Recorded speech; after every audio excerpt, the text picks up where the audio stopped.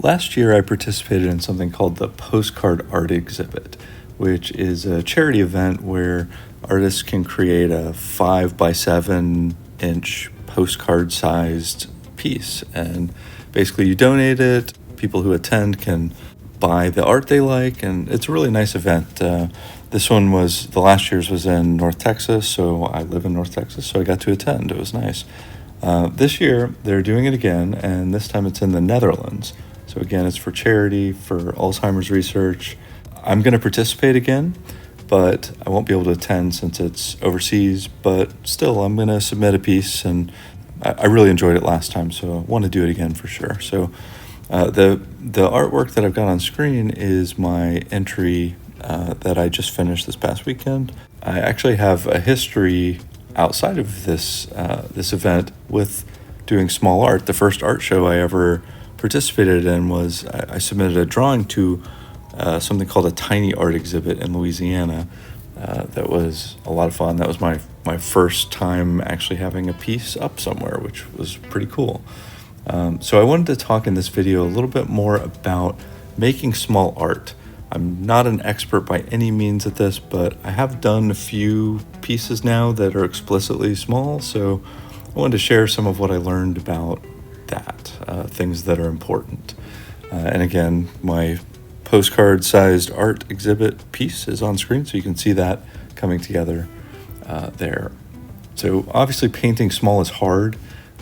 Smaller surface means you have less room for details. So figuring out how to fit everything onto this tiny little surface is definitely a challenge. It's hard to get all the details you want in there.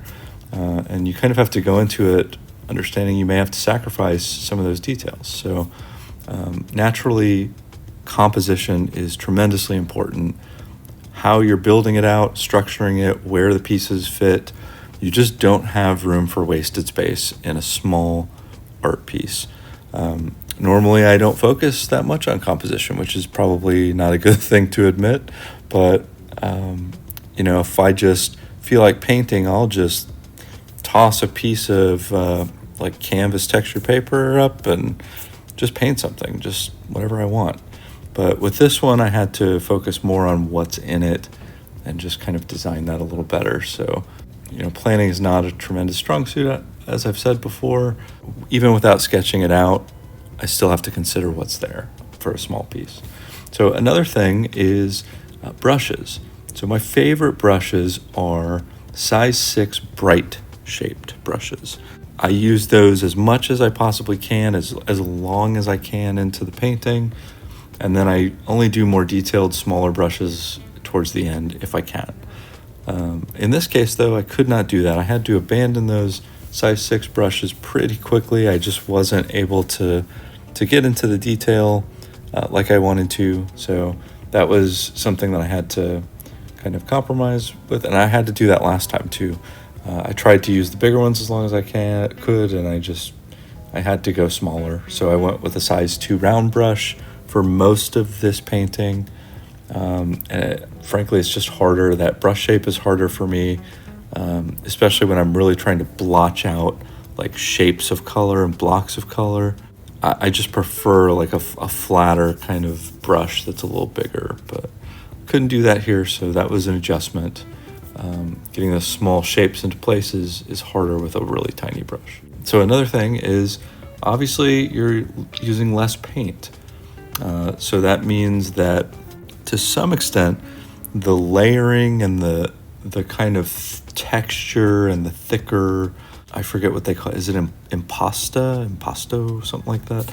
I forget what the term is, but there's a term for it, and it's having that texture on the painting surface to give a particular effect. I really like that. I'm not great at it yet, but I like having some of that in my paintings.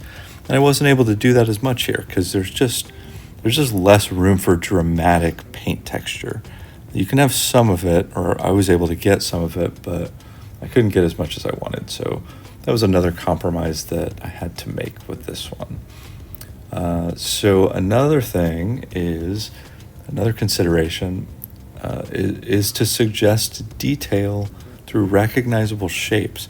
Like, this is something, as someone who's like a big fan of Impressionism and kind of some of those approaches where you're trying to suggest things through light and shape and build things out that way rather than like being hyper realistic. You're trying to show people things in a more subtle way, I guess, is how you could describe that. Trying to trick the eye to some extent. I think with these smaller paintings, you have to do that even more. You have to, because there's just not room for all the minute detail, or at least I can't get those little tiny details. So leaning on those shapes, I had to do that more on this piece, and that's, I think, a consideration for all these smaller paintings. I think in particular on this one, you can see the couple in the background trying to give the suggestions of their facial features and the suggestions of their poses without being very explicit about it. And another thing that I thought was funny is trying to show their gaze. What I hoped to do here is the man on the left is looking kind of forward, and the woman on the right is sort of looking downward a little bit. Like, how do you suggest the gaze if you can't see the pupil? I hope the effect came through. I'm not really sure if it did or not. I guess that's up to the individual viewer, but using subtle shapes, again, super important with these small ones. And the last thing I really wanted to talk about with these is relying on contrast. So it's true for color value, like the light and dark. I kind of talked about that already with the recognizable shapes, like here's a light shape, here's a dark shape, kind of that consideration. But and the other part of that contrasty conversation is the contrast between colors. Now, I am a very muddy painter. I use a lot of browns and like umbers and siennas, and just it's very muddy the way I do this. So that comes through in most of my paintings. I've tried to be more vibrant at times just because I think colors are interesting and probably more interesting to the viewer. So here I did try to like kind of place blues and reds and yellows next to each other rather than kind of blending them towards the middle. I tried to make them pop with more distinct colors and places, particularly in the main subject in the foreground. Her skin tones, like the variance between, like here's a bluish kind of color, here's a reddish kind of color, here are the yellows, like the ochres. I tried to do that more here than I normally would, because I felt like that would kind of bring out more of the subject and more of the piece. I don't know if that actually happened or not. Hopefully it did. I've said many times, I'm not an expert, so I don't always know if the things that I'm intending to do are actually coming through. But I tried to do that with the colors to make up for the lack of space by just kind of putting them next to each other and like making it a little more interesting. So that's kind of all I have for this. I'm really excited for the postcard art exhibit. Like I said, I had a great time the one last year, and I'm glad that I'm gonna be able to put something in again. And if anyone's interested in participating, it is for a good cause, and it's I think there's plenty of time to do something. I think it's next summer, so summer 2026. So that's all I have for this one. I appreciate you watching. Hope to see you for the next one.